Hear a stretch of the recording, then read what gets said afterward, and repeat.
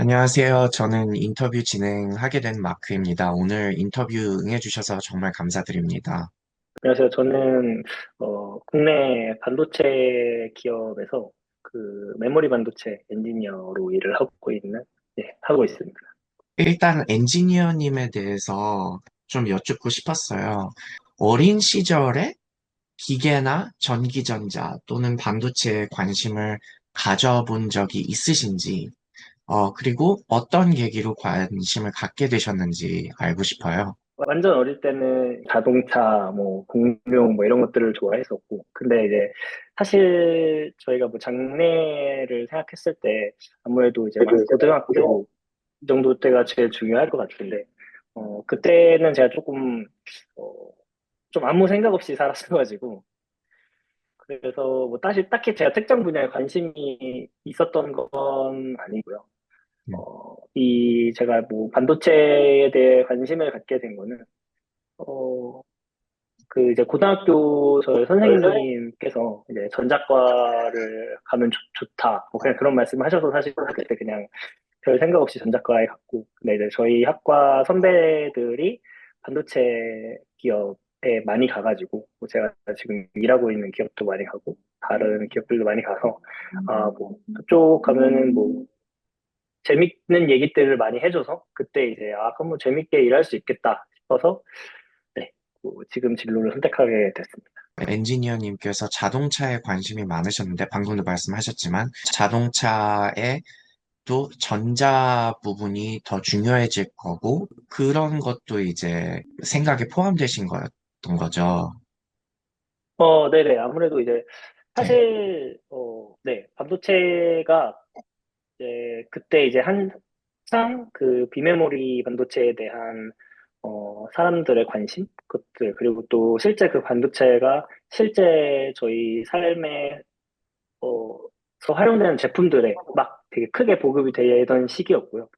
그리고 뭐 지금 뭐 모든 자동차에 들어있는 뭐 에이다스라든지 아니면 뭐 엘카스 같은 이런 그런 뭐 라인 키핑 이런 자율주행 관련된 것들도 그때 막 이제 태동하던 시기였어가지고, 어, 반도체가 뭐 자동차나 이런 생활 전반에 이제 그때 이제 IoT 이런 것들도 많이 활발하게 발전하는 시기였어서, 반도체가 지금도 앞으로도 되게 중요한 산업의 핵심 키가 되겠다라는 생각이 있어서, 네, 반도체에 가게 됐습니다.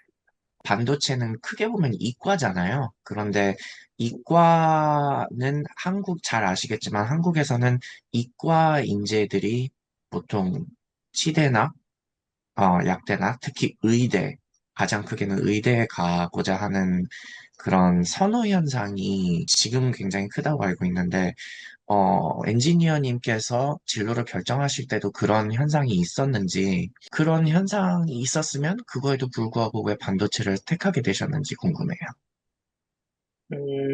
일단 제가 뭐 아까 말씀드렸다시피 제가 그 고등학교 때 이렇게 뭔가 제가 좀 목표 의식이 있어야지 뭔가 열심히 하는 사람인데 그때는 뭔가 뚜렷하게 하고 싶은 적이 없어서 일단 뭐 의대 약대를 갈 만한 그런 성적이 안 되기도 했었고요. 사실 제가 이제 동물을 되게 좋아해서 그 수의사라는 꿈은 잠깐 가졌던 적이 있는데 주변에 이제 뭐 수의사 하시는 분들의 얘기를 듣고 해봤을 때 그냥 동물을 좋아한다는 마음 자체만으로 가면은 너무 힘들다. 왜냐면은 동물이 이렇게 죽는 것도 많이 보게 되고 뭐 그런 것들이 있기 때문에 어 그래서 일단 그런 쪽은 아예 이런저런 이유로 생각을 하지는 않았었긴 해요. 저는 물론 말씀하신 것처럼 대한민국의 그런 그 소위 말하는 이제 사자 직업에 대한 선호 현상이 그때도 매우 크긴 했었죠. 본격적으로 직무에 대해서 말씀을 여쭙자면, 엔지니어님은 메모리 칩의 구조 평가를 하고 계신다고 알고 있어요. 세 가지 단계로 이루어진다고 말씀을 전에 해주셨어요. 불량 원인을 생각하고, 그런 다음에 그 불량 원인이 맞는지를 확인하기 위한 분석, 그 분석 방법을 디자인하고, 그런 다음에 구조 이미지를 촬영하고 측정하는 거. 이해해도 될까요? 네네, 맞습니다. 일단은 뭔가 그 분량의 큰 네, 축이라고 하는 거는, 네, 일단 정말 정말 간단하게 얘기를 하자면은, 반도체 공정을 진행할 때 네, 불순물 같은 거, 쉽게 말해서 디펙 인자들이 이제 들어가는 경우들이 있을 거고, 네, 아니면은, 뭐 그런 것에 의한 것이라든지, 아니면 다른, 원인에 의해서, 네, 저희가 원하고자 하는 형태로, 그 저희가 디자인한 그 수치 그대로 이제, 스트럭처가 만들어지지 않는 경우들이 음, 있을 텐데요. 첫 번째 저 불순물 같은 경우에는 어디에서 이제 야기된 불순물인지를 이제 되게 반도체 공정이 되게 상당히 이렇게 브로드하게 쫙 펴져 있는데 되게 시퀀셜하게 가는 공정이잖아요. 근데 그 시퀀셜 중에 어떤 스텝에서 저 불순물이 발생했을까? 왜 발생했을까? 이런 것들을 트레이스를 하게 되는 경우들이 있고요. 그 디자인에 대해 관련한 거는 네, 어, 패널홀을 이제 저희가 이제 직접 파게 되는데 그 네, 부분이 정말 어려운 부분, 가장 어려운 부분 중 하나거든요. 하크 공정이라고 하는데 네, 어, 그게 이제 점점 깊어져요. 그 채널 하크 공정의 그 깊이 자체가. 네, 근데 이제 그게 깊어지면서 이건 예시로 하나 말씀드리는 건데 너무 네, 점점 깊어지고 이 에스펙트 레이시오 자체가 그 밑면 대비 이 높이의 비율 자체가 너무 크다 보니까 내가 네, 원하는 거는 정말 반듯한 원통을 이제 뭔가 애치를 하고 싶은데 실제로는 그렇게 안 되는 거죠. 그래서 음, 그런 것들도 이제 어, 저희가 이거를 어떤 식으로 더 애치를 해야지 이제 이상적인 쉐입으로 구조로 어치가 될까라든지 아니면 어떤 부분이 지금 우리가 이 애치하는 거에 있어서 걸림돌이 되는 것인가 뭐 이런 것들을 분석을 하게 됩니다. 그렇게 깊게 레이어를 많이 쌓아야 되는 이유는 한 칩에 최대한 많은 저장을 하기 위함인 거죠. 네, 맞습니다. 그럼 첫 페이즈는 하이퍼터시스인 거예요. 맞습니다. 네. 그 다음에 그 하이퍼터시스를 검증하기 위한 시료를 만들어야 되는데 서면으로 말씀 주신 것처럼 그 이 칩에 어떤 한 단면을 자른다고 보면 되나요? 네, 맞습니다. 네. 그 문제에 따라서 어디를 어떻게 자를 것이고 또 서면으로 말씀 주신 것처럼 통계학적으로 유의미해야 되기 때문에 시료를 하나를 만들어서는 안 된다는 거죠. 네, 네, 맞습니다.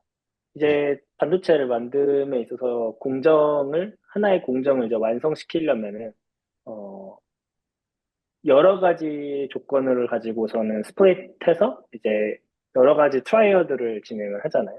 네. 그러면은, 이게 반도체에서 어려운 것 중에 하나가 이 웨이퍼가 이제 동그랗게 있는데 그 웨이퍼 동그란 전체가 다 동일한 그 스트럭처를 갖고 있는 게 아니고 어, 원의 가운데, 뭐, 원의 이제 뭐, 한 3분의 1 지점에 있는 지름 정도, 뭐, 이렇게, 그런 것들을 나눴을 때, 다 위치에 따라서 스트럭처가 다르기 때문에, 그거를 얼마나 잘 대변할 수 있을지를 이제 음, 확인을 해야 되므로, 그래서 이제 하나의 공정을 봤을 때도, 내가 원하는 위치, 아니면 그 공정에 그 웨이퍼의 위치에 따라서 이제 또 그 공정을 좀 이렇게 틀어야 되거나, 뭐 그런 것들, 테크닉들이 기 때문에 그런 것들을 확인하려면은 하나의 웨이퍼에서 이제 여러 위치들에 대해서 이제 분석을 진행을 할 필요성이 있어요. 엔지니어님의 개인적인 강점하고 장점이 어떻게 작용하는 것 같으세요? 어, 일단은 강점, 깊게 생각해 본 적은 없는데, 어, 아까 말씀드렸다시피 저는 이제 어떤 목적성이 확립이 되면은 네, 그 목적을 이루고자 조금 뭐 다방면으로 노력을 하는데요. 네, 목적을 이제 달성함에 있어서 네, 아무래도 반도체 분석, 분석뿐만 아니라 모든 회사가 다 비슷할 수도 있긴 한데 여러 부서와 함께 일을 해야 되고 네, 또 여러 부분들을 알수록 좋거든요.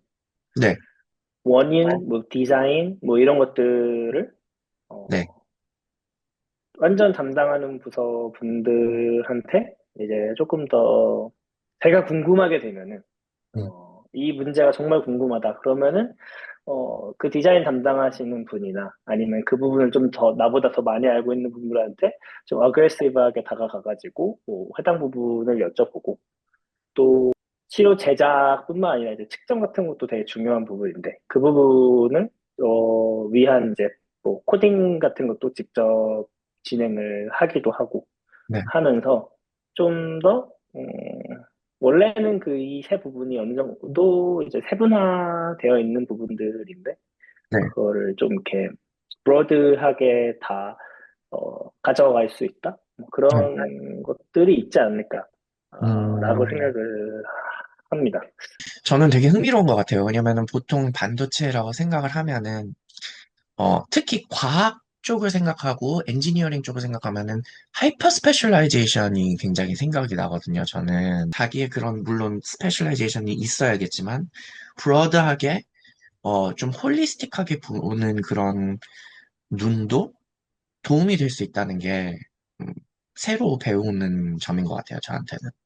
네, 음, 근데 제 생각에는 네, 모르겠어요. 이제 산업 분야에 따라 다르겠지만 다를 수도 있긴 한데 제가 이제까지 봤을 때는 어, 물론 자기의 이제 되게 내로우하게 딥한 그런 뭔가 스페셜리티가 있는 게 되게 중요하긴 한데 그것만 있어서는 저는 뭔가 정말 잘 알 수는 없다고 생각을 하거든요. 그러니까 사실 뭐 반도체도 그렇고 뭐 요즘 AR이라든지 아니면 사실 뭐 이런 이과 쪽만 아니라 다른 분야, 학문 분야에서도 사실 과학제 간의 이런 협업 같은 게 되게 중요하잖아요. 그래서 그런 것도 사실 뭐 되게 일맥상통한 거 아닌가, 라는 네, 생각이 좀 있긴 합니다.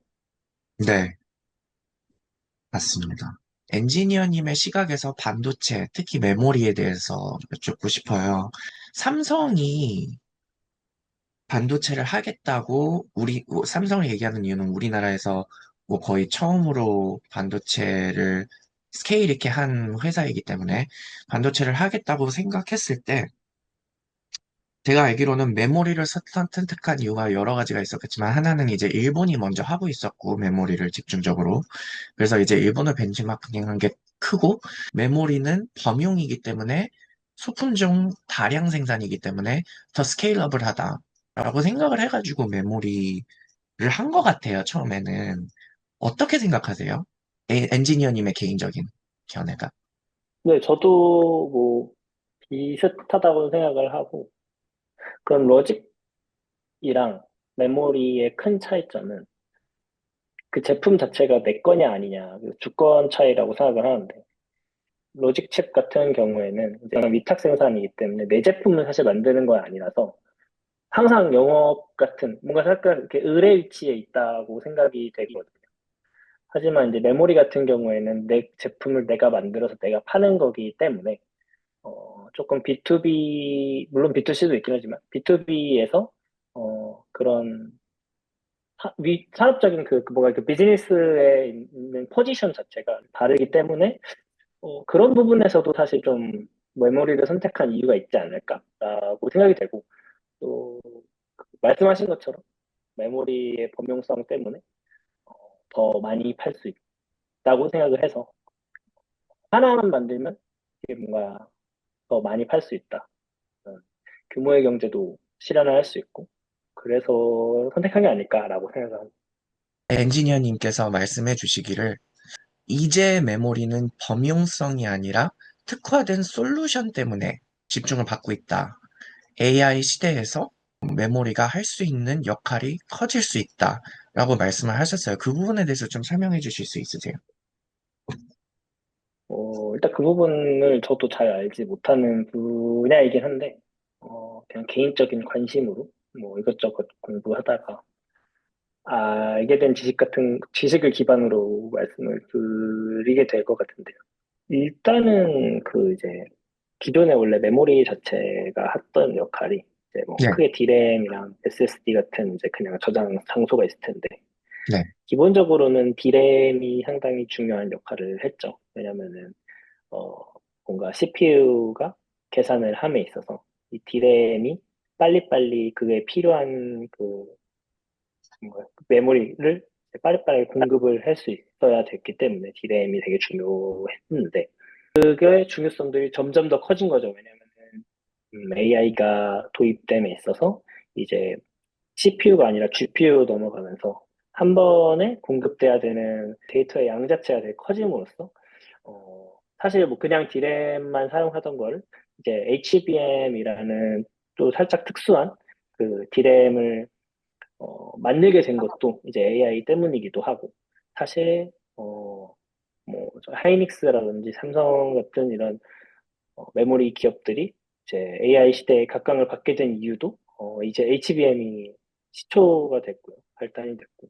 LLM이라든지 뭔가 그 파라미터가 라지 스케일로 이제 스케일링 되면서 이 부분이 점점 더 중요해지고 있는 상황이고, 프롬프팅을 하거나 그 모델 자체가 인퍼런스 하는 데이터 양이 많아지고 또 이제 LLM의 사용함에 있어서 이 사용자, 유저와의 대화의 이 맥락을 이용하는 뭔가 인 컨텍스트가 되게 중요하기 때문에 그 컨텍스트 전체를 모델이 이제 기억을 한 상태에서 인퍼런스가 돼야 되니까 그런 부분들이 점점 이제 강조가 되면서 필요로 하게 되면서 이제 메모리가 더 중요도가 높아지고 있지 않나 생각을 하고 그게 이제 말씀해 주신 것처럼 원래는 좀 범용적이었던 D램 SSD에서 용도가 살짝 포인팅된 그런 제품으로 바뀌어 가고 있지 않나라고 생각을 하고 있습니다.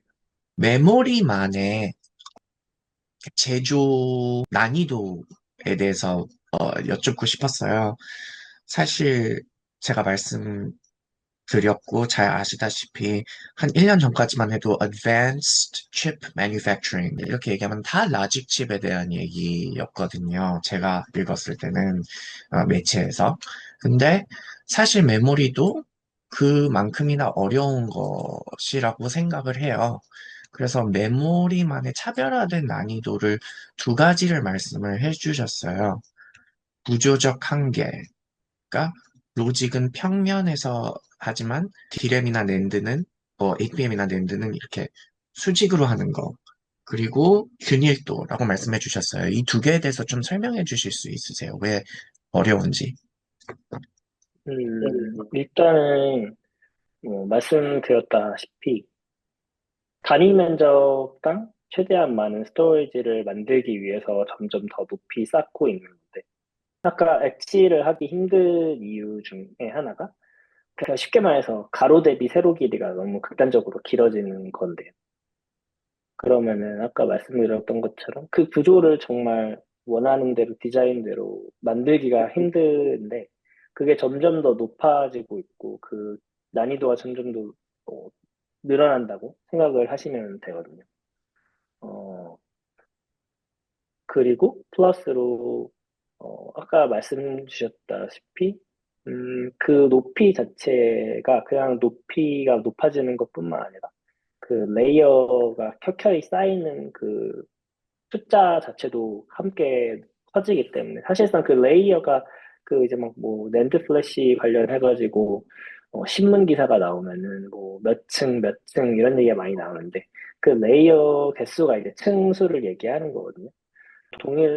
동일한 높이에서 최대한 많은 층을 만드는 것도 사실 중요하고, 그 층을 만드는 것 자체도 사실 엄청 어렵기 때문에, 그런 부분에 있어서 이 레이어를 얼마나 잘 쌓냐, 잘 뚫느냐, 이런 공정적인 난이도가 상당히 챌린지 하고요.